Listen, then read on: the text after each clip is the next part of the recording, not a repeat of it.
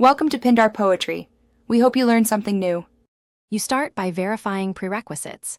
Check your GPU model, driver version, and OS compatibility because Resolve relies on proper drivers.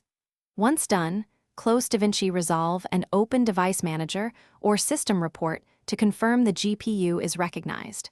Make sure discrete GPU is primary when both integrated and dedicated cards exist.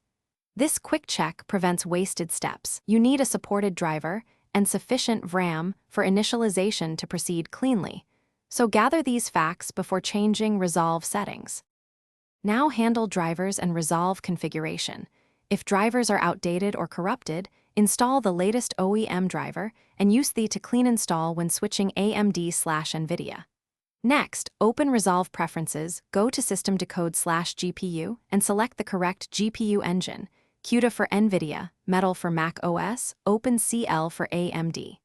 Apply changes, save, then restart the computer.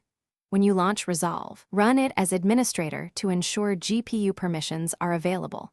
This often resolves initialization conflicts caused by finish by prioritizing the discrete GPU.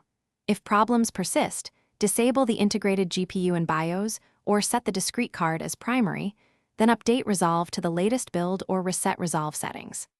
Once done, open the Resolve logs located in your user app data or users folder to spot specific errors. If GPU initialization still fails, roll back to a previously stable driver and test with a simple timeline to reproduce. Key troubleshooting tip: inspect the Resolve log for exact API or driver errors. They tell you what to fix next.